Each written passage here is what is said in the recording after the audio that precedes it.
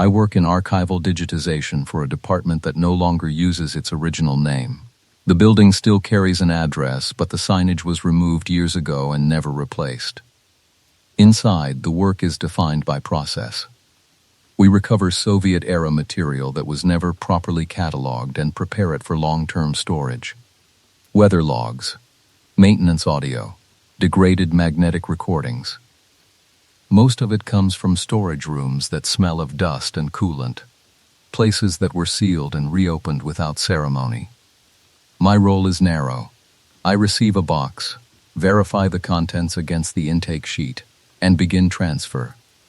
The equipment is standard: a reel deck, a cassette player with adjustable tension, a workstation running restoration software that removes hiss and dropouts without altering speech. I listen through once to confirm continuity, then again while the system renders a clean file. When the transfer is complete, I assign a number, attach metadata, and move the physical media back to controlled storage. The work is repetitive by design. It prevents interpretation. We are not asked to evaluate content, only condition. The expectation is that most recordings are incomplete, damaged, or mundane. That is usually the case. Case file 12 entered my queue during a routine intake cycle. The box was unremarkable. Thin cardboard, reinforced corners, a typed label affixed with yellowed adhesive. The exterior designation listed it as a routine weather failure. That category accounts for a large percentage of the archive and rarely requires follow-up. I logged the date, initialed the form, and opened the box. Inside was a single compact cassette sealed in a clear sleeve. The sleeve had been handled enough to cloud the plastic, but the tape itself appeared intact. There were no accompanying photographs, no folded reports, no secondary media. I removed the cassette and checked the label. Instead of a printed code, there was a handwritten word in Russian, written in block letters with a grease pencil. Warm. Handwritten labels are not unusual. Field technicians often annotated media when equipment failed or when paper forms were unavailable. The choice of language was consistent with the era. What stood out was the absence of a number. Our standards require at least a partial designation to link a recording to a station or date. This label provided neither. I noted the discrepancy on the intake sheet without comment and continued with the procedure. The cassette housing showed light wear along the edges, the kind caused by repeated insertion and removal. The pressure pad was intact. The tape spools turned freely. There was no indication of heat damage or warping. I placed the cassette in the player and adjusted the tension to compensate for age. Before initiating playback, I checked the workstation clock and verified the file path. The room was quiet aside from the low hum of the ventilation system and the soft click of relays cycling in the rack behind me. As the tape engaged, I monitored levels and waited for the signal to stabilize, ready to begin the transfer as I had done hundreds of times before. The transfer began with interference. The initial seconds were dominated by wind moving across an exposed microphone, followed by the uneven sound of breathing. I adjusted the input levels and let the tape run without interruption. Older field recordings often stabilized after the first minute, once the transport reached a consistent speed. A man spoke after several seconds. His voice was low and deliberate, shaped by pauses that suggested he was choosing words carefully. He did not give his name or rank. He stated only that he was assigned to a remote temperature monitoring site in a northern region during winter operations. The phrasing matched standard field report language used in the late Soviet period. There was no conversational filler, no direct address to the listener. I let the tape continue while cross-checking the technical documents attached to the file. The station schematic was minimal, a small structure, partially buried for insulation, equipped with external sensors, battery backup, and basic communications hardware. No generator, no furnace, no internal heating elements of any kind. Environmental control consisted solely of insulation and passive heat retention. On the tape, the man paused, then continued speaking. His breathing remained audible but steady. He described conditions inside the station in functional terms: air quality, visibility, the effort required to move equipment. He did not describe discomfort or distress. He simply noted observations as they occurred. After another pause, he said that it was too warm inside. I replayed that portion at a lower speed to confirm clarity. The phrasing was unambiguous. He did not qualify the statement or attach it to a specific piece of equipment. He did not say the instruments were warm or that a component was overheating. He described the interior environment as a whole. I checked the timestamp embedded in the file header. It aligned with the operational window indicated on the intake sheet. The recording date placed it in midwinter, during a period when ambient temperatures in that region were routinely well below freezing. The tape continued. Wind noise increased briefly, suggesting the microphone had been moved or repositioned. The man resumed speaking without acknowledging the interruption. He stated that his outer layers had been removed and that he was continuing the inspection. His tone did not change. There was no emphasis placed on the decision. I marked the segment and continued monitoring. The recording quality fluctuated, but the content remained consistent. He did not ask for assistance. He did not mention a malfunction. He did not question the conditions he was describing. At the workstation, the restoration software flagged no anomalies beyond expected signal degradation. I annotated the transcript as it populated on screen, noting time codes and standard markers. When the phrase appeared again, "too warm inside," I noted the repetition without comment. Procedurally, my role did not include interpretation. Contradictions between recorded speech and technical documentation are addressed during later review stages, if at all. My responsibility was limited to preservation and accuracy. I ensured the file rendered cleanly, verified that the audio matched the source, and saved the segment under its assigned identifier. As the tape ran on, the man's voice remained calm and measured. The only persistent background sound was the wind. I pulled the station's sensor records from the same archive bundle and loaded them into the analysis viewer. The data set was small, fewer entries than expected for a site that, according to the paperwork, had been operational for several months. The file structure was intact, timestamps properly formatted, no signs of corruption during transfer. The temperature readings displayed as a straight line. Not stable. Not averaged. Absent. There were no peaks, no troughs, no variance of any kind. The value did not drift or jitter. It did not respond to diurnal cycles or seasonal changes. It remained fixed at a single placeholder value across the entire operational window. I adjusted the scale, expanded the timeline, and overlaid reference data from nearby stations active during the same period. Those graphs showed the expected behavior: sharp drops, gradual recoveries, irregular spikes caused by wind exposure or sensor icing. Even malfunctioning equipment produces noise. Electrical interference, calibration errors, voltage decay. Failure leaves a signature. This record did not. A frozen sensor typically reports erratic extremes as internal resistance fluctuates. A disconnected sensor logs nulls or error flags. A damaged line produces gaps. Here, there were no gaps. The system reported consistently, as if it were functioning normally, while providing no meaningful measurement. I checked the metadata. Sensor identifiers were present. Calibration dates were listed and fell within acceptable ranges. Maintenance intervals were marked as completed. According to the system, nothing was wrong. I cross-referenced power logs. Battery voltage entries were recorded at regular intervals. They showed gradual depletion consistent with expected discharge curves, followed by a scheduled replacement noted by a brief reset in the data. Communications checks were logged and acknowledged. From an administrative standpoint, the station appeared alive. Yet the temperature channel remained unchanged throughout. I ran an integrity check to confirm the file had not been overwritten or truncated. The checksum matched the original archive record. I exported the data and re-imported it into a separate tool to rule out a display issue. The result was the same. Procedurally, this fell outside my scope. Data anomalies are flagged and passed along. Interpretation happens elsewhere. Still, I documented the condition in the transfer notes.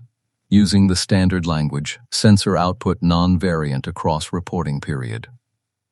I returned to the station overview. On paper, the site was classified as operational until its closure was attributed to routine failure. No incident reports were attached. No escalation notices. No environmental alerts. The absence of documentation was consistent with hundreds of similar cases in the archive. But meaningful data requires change. Temperature, by definition, fluctuates. Even in controlled environments, absolute consistency is theoretical, not practical. I saved the annotated file and finalized the transfer. The system accepted it without issue. The status indicator changed from pending to complete. As far as the archive was concerned, the station had functioned as designed. The data suggested otherwise. The next recording was longer than the others, spanning nearly the full length of the tape. The audio quality was uneven but usable. There was less wind present, replaced by a steady background hum that I could not identify. It remained constant throughout the recording, neither rising nor fading, and did not interfere with the man's voice. He began speaking without preamble. He described a system located beneath the station. He did not specify how he had discovered it. He referred to it as a core, using the word consistently as if it carried a fixed technical meaning. According to his account, the mechanism was producing heat continuously and without regulation. He stated that this output was not part of the original design and that it posed a risk to the station. His tone did not change as he spoke. There was no urgency in his voice. He sounded focused, methodical. He listed steps, not in the form of instructions, but as confirmations, what had been checked, what remained to be done. The structure of his speech suggested he was following a familiar procedure. He said the system needed to be shut down. There was no reference to authorization or command approval. He did not indicate that he had reported the issue through official channels. The decision appeared to be his alone, though he did not frame it as a decision. He spoke as if the course of action had already been determined. He stated that the warmth was dangerous, that prolonged exposure would result in loss. He did not clarify what would be lost, only that the outcome was unacceptable. The phrasing was firm but unemotional, delivered with the same cadence he had used when describing air quality and movement through the station. As the recording continued, his breathing remained audible but steady. The background hum persisted. Occasionally there was a faint metallic sound, consistent with contact between tools and a hard surface. He did not acknowledge these sounds or explain his actions as they occurred. While the tape played, I reviewed the station schematics again. The diagrams were complete, including cross-sections and foundation plans. There was no indication of a sublevel, no access points, no maintenance shafts, no structural provisions for a basement or internal machinery beyond the listed communications hardware. The documentation was consistent across all versions in the archive. On the tape, the man referred to a descent. He mentioned moving lower, though he did not describe stairs or ladders. He spoke of depth in relative terms, as if distance was measured by effort rather than architecture. His voice grew quieter at points, not from strain, but as though he were concentrating. He said he was close to the core. The statement was delivered calmly. There was no emphasis placed on proximity or risk. He did not pause afterward. He continued speaking, confirming that the shutdown was necessary and that delay would worsen the situation. The recording ended while he was still speaking. There was no interruption or abrupt cut. The tape simply reached its end. I stopped the playback and noted the duration. I verified that the cassette had not been trimmed or altered. The leader tape was intact. The end point was original. There was no corresponding entry in the schematics or maintenance records to support the existence of the system he described. There was no basement level to contain it. I saved the file and attached it to the case record without comment. The next recording was significantly shorter than the previous one. The audio stabilized quickly, with less wind interference and a narrower dynamic range. The man's breathing was more pronounced, closer to the microphone, as if the recorder had been placed on a fixed surface rather than held. Each breath was audible but controlled. There was no sign of distress in the cadence, only effort. His speech had slowed. Words were separated by brief pauses that did not correspond to sentence structure. He did not remark on this change. He continued to speak in the same reporting tone, noting conditions as he perceived them. He stated that he had removed his outer jacket. There was no explanation given. He did not describe discomfort or urgency. The statement was delivered in the same manner as his earlier observations, as if it were a procedural adjustment rather than a response to environment. I checked the timestamp and confirmed that the recording was made during the same operational window indicated in the previous file. He went on to say that the air felt thick.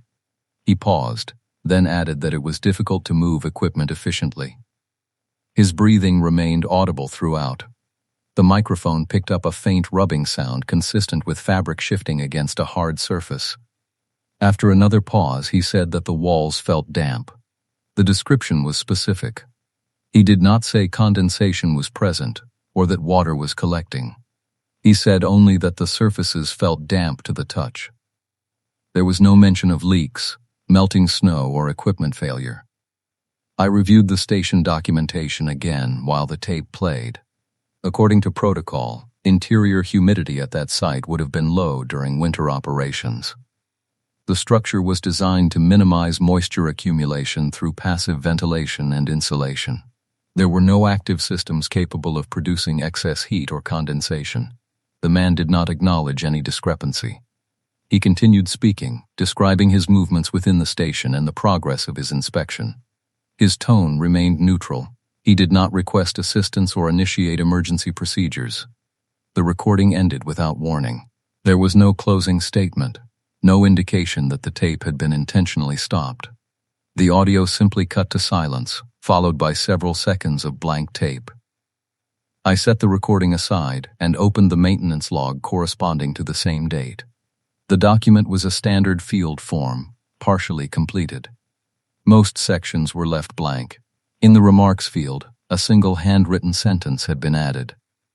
"If the temperature drops, we won't survive." The handwriting was uneven but legible. There was no signature or identifying mark. No corrective action was listed. No follow-up was scheduled. I checked for additional entries on subsequent dates. There were none. The log ended there.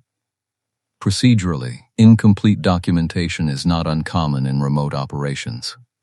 Environmental conditions, equipment limitations, and personnel fatigue all contribute to gaps in record-keeping. The absence of follow-up, while notable, did not in itself indicate an incident. I scanned the handwritten line into the system and attached it to the digital file. The archive software accepted it without flagging any inconsistencies. The entry was categorized as supplemental commentary and linked to the corresponding audio. I returned the physical log to its sleeve and placed it back in the box. The materials from that date were now complete, as far as the archive was concerned. The recording duration, the altered breathing, and the handwritten note were all preserved exactly as found. The final cassette in the sequence was markedly shorter than the others. Its total runtime was just over 90 seconds. The leader tape was unaltered, and the spool tension suggested it had not been reused. I queued the file and began playback without adjusting the filters, allowing the raw audio to run. The man's breathing was immediately audible. It was uneven, louder than before, and closer to the microphone. There was no background hum this time. Only the sound of air moving in and out of his lungs, interspersed with brief fragments of speech. His words did not follow a consistent pattern. Sentences began and ended without structure. He spoke about moving downward, using simple directional terms rather than measurements. He mentioned depth, then corrected himself, then repeated the same word again. There was no attempt to clarify. He said he was reaching a valve. The word was repeated twice, separated by a pause. During the pause, the microphone picked up a faint scraping sound, followed by a dull metallic contact. The sound was not sharp or sudden. It suggested pressure rather than impact. He spoke again, but the words were no longer clearly connected. Individual phrases surfaced: turning, resistance, heat, without explanation or context. His breathing grew faster, then slowed abruptly, as if he were concentrating on a physical task. There was no raised volume, no indication of urgency. His voice did not strain. The delivery remained quiet and focused, even as the coherence diminished. After several seconds, he stopped speaking. The recording did not end immediately. Wind noise became audible, low and constant, moving across the microphone. It was not strong enough to distort the signal, but it persisted, filling the absence left by his voice. The sound continued for several seconds, uninterrupted. Then the tape reached its end. I rewound and replayed the final segment to confirm there was no missed audio. The result was the same. The silence was not the result of equipment failure. It was simply the absence of further speech. I checked the communications log associated with the station. There were no distress signals recorded for that date or any time after. No emergency transmissions. No automated alerts triggered by sensor thresholds. The system showed a normal operational status until the point of closure, after which all entries ceased. Procedurally, a distress call would have generated multiple records, outbound attempts, acknowledgments, escalation notices. None were present. The absence was complete. I documented the tape length, noted the end condition, and finalized the transfer. The software marked the file as successfully preserved. No warnings were issued. I removed the cassette from the player and returned it to its sleeve. The plastic was cool to the touch. I sealed the box and updated the case record to reflect that all associated media had been processed. There were no further materials attached to that sequence. The file, as received, was complete. The appended document was added to the case several months after the original materials were archived. It arrived as a scanned report, flagged as supplemental and linked by regional designation rather than by station identifier. The formatting differed from the earlier paperwork. This was not an internal maintenance record. It originated from a civilian authority. The report concerned a missing weather technician operating independently in the same northern region referenced in the audio recordings. According to the timeline, the technician failed to check in during a scheduled update window while a blizzard was moving through the area. Initial assumptions attributed the delay to weather interference. When contact was not re-established, a search and rescue operation was authorized. The body was located 3 days later.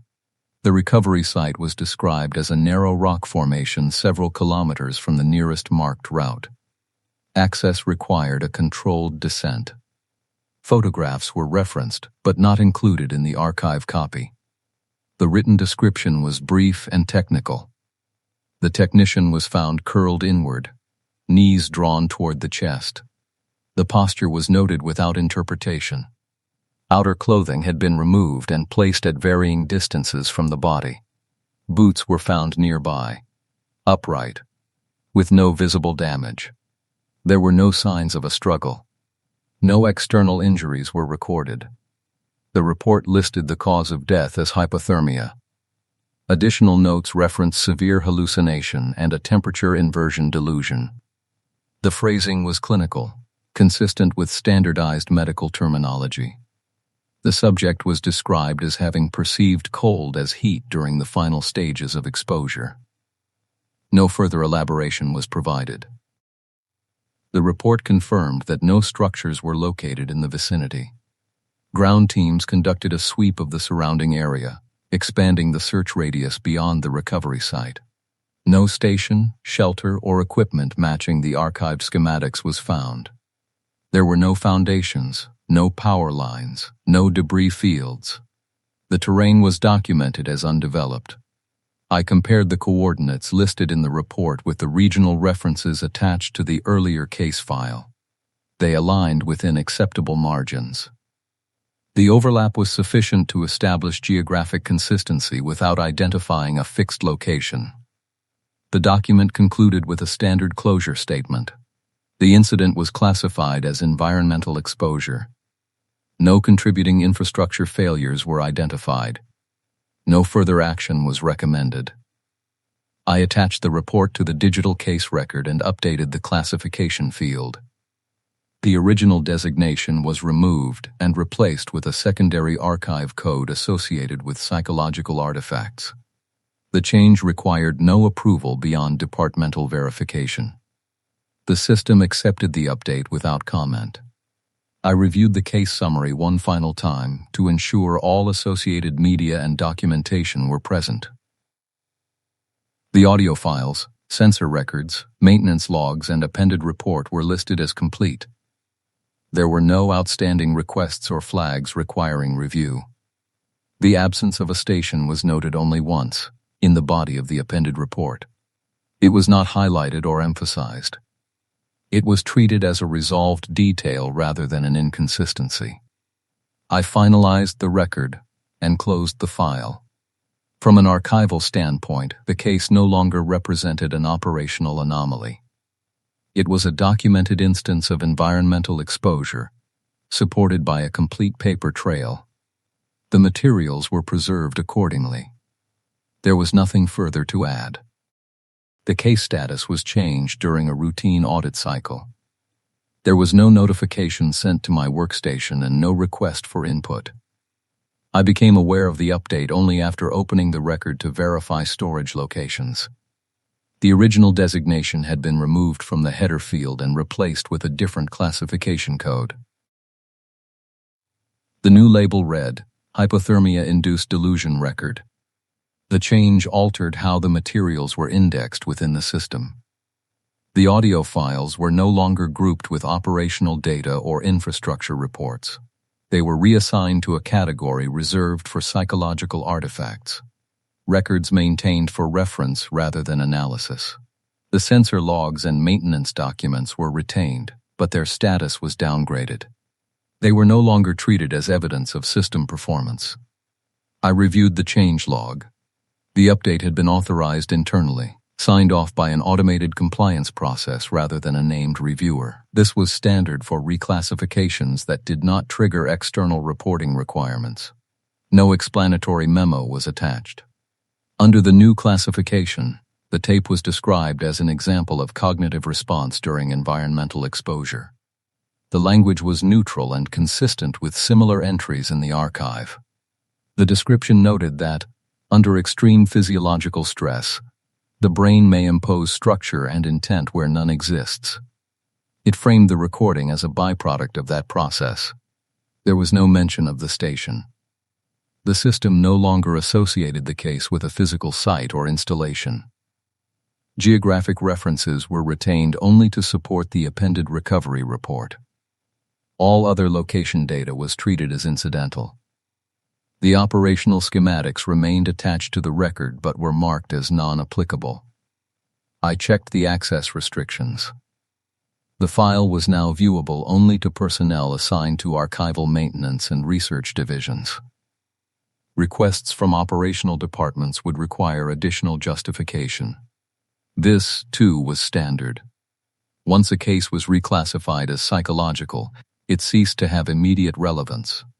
A notice at the bottom of the record indicated that no further investigation was authorized. The phrasing was concise.